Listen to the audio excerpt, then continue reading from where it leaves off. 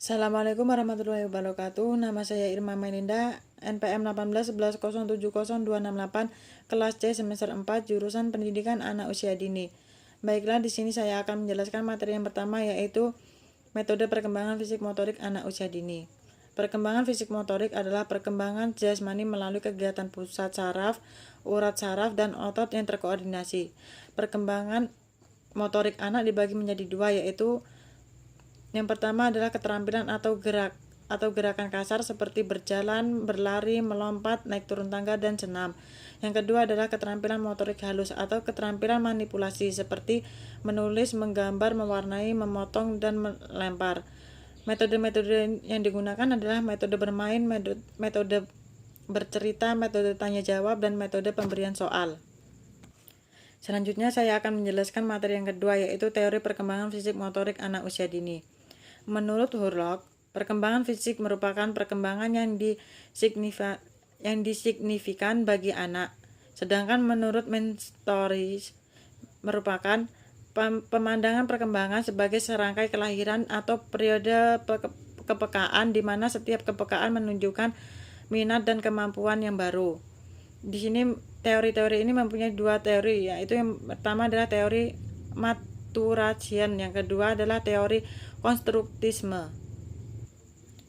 Selanjutnya adalah materi yang ketiga, yaitu perkembangan fisik motorik. Perkembangan motorik adalah suatu gerakan jasmani yang terkoordinasi sehingga dalam pengembangannya dibutuhkan berbagai stimulasi yang tepat untuk anak usia dini. Stimulasi ini dapat diberikan oleh orang tua, guru, maupun lingkungan baik di rumah maupun lingkungan sekolah dengan menyediakan lingkungan belajar yang mendukung untuk perkembangan motorik anak usia dini. Materi yang selanjutnya yaitu materi yang keempat, yaitu tahapan pertumbuhan dan perkembangan fisik motorik anak usia dini. Di sini mempunyai 7 tahapan perkembangan motorik anak. Yang pertama adalah umur 0 sampai 3 bulan.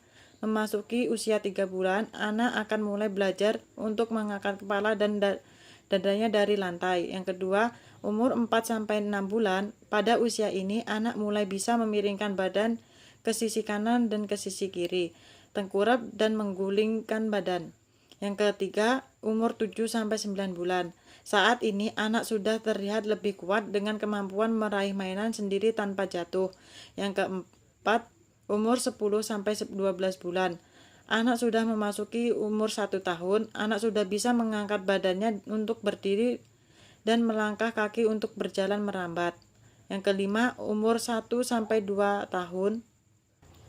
Anak sudah mampu berjalan dengan baik, berjalan mundur dan naik tangga, dan mendorong benda yang berat.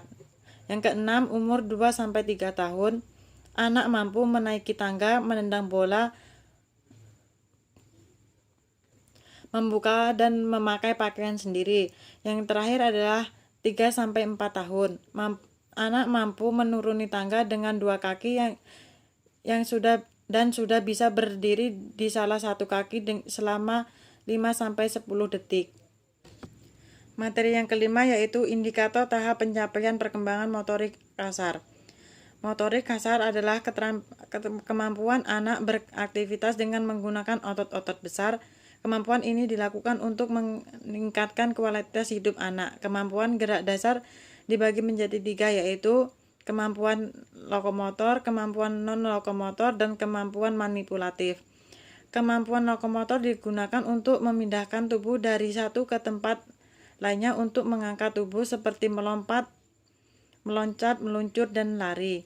Kemampuan non-lokomotor dilakukan di tempat tanpa ada ruang gerak yang memadai, seperti memukul, menggenggam, dan mendorong, menarik, dan mengangkat, dan menurunkan. Tahap perkembangan motorik ada 4, yaitu yang pertama tahapan sensori motorik dan perkembangan motorik. Yang kedua adalah tahap operasional dan perkembangan motorik anak. Yang ketiga adalah tahap konkret operasional. Yang terakhir tahap formal. Materi yang selanjutnya adalah materi yang keenam, yaitu indikator tahap pencapaian motorik halus. Tahap perkembangan motorik halus. meraih dan menggenggam memadai perkembangan awal mulia perkembangan motorik halus bayi.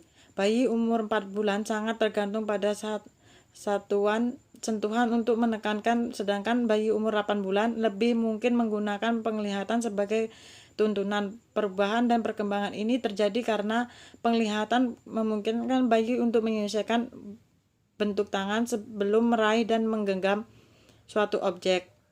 Anak usia 3 tahun telah mampu membangun menara balok yang tinggi. Setiap anak ditempatkan dengan susunan yang bagus. Ketika anak usia 3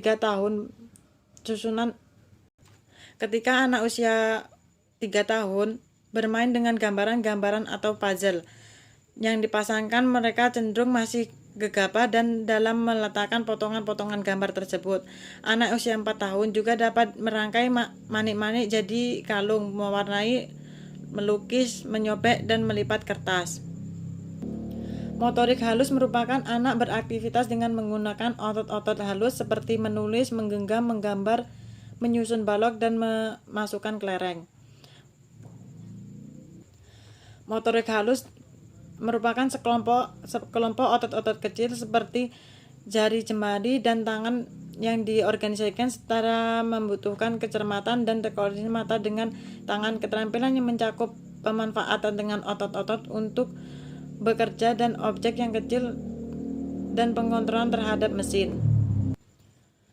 Dan yang selanjutnya adalah materi yang terakhir adalah pembentuk dan jenis permainan anak untuk perkembangan fisik motorik anak usia dini.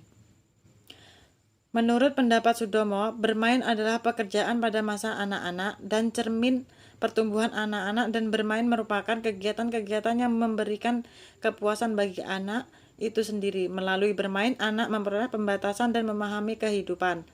Fungsi dan manfaat bermain. Bagi perkembangan anak usia dini, fungsi dan manfaat bermain meliputi seluruh aspek perkembangan seperti yang pertama adalah perkembangan kognitif, kedua perkembangan bahasa, ketiga perkembangan moral, empat perkembangan sosial dan emosional, kelima perkembangan fisik, dan yang terakhir adalah perkembangan kreativitas.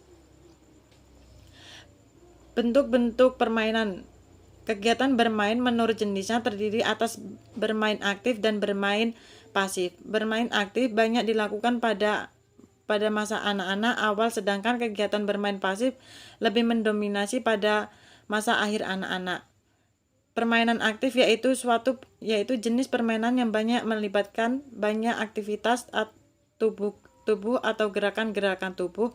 Di antaranya adalah yang pertama permainan bebas dan spontan. Yang kedua adalah permainan khayal atau peran. Tiga, permainan mengumpulkan benda-benda. Yang keempat adalah permainan atau games. Permainan pasif yaitu memperoleh kesenangan bukan berdasarkan kegiatan-kegiatan yang dilakukannya sendiri. Dalam kategori permainan ini adalah membaca, melihat komik, dan menonton televisi.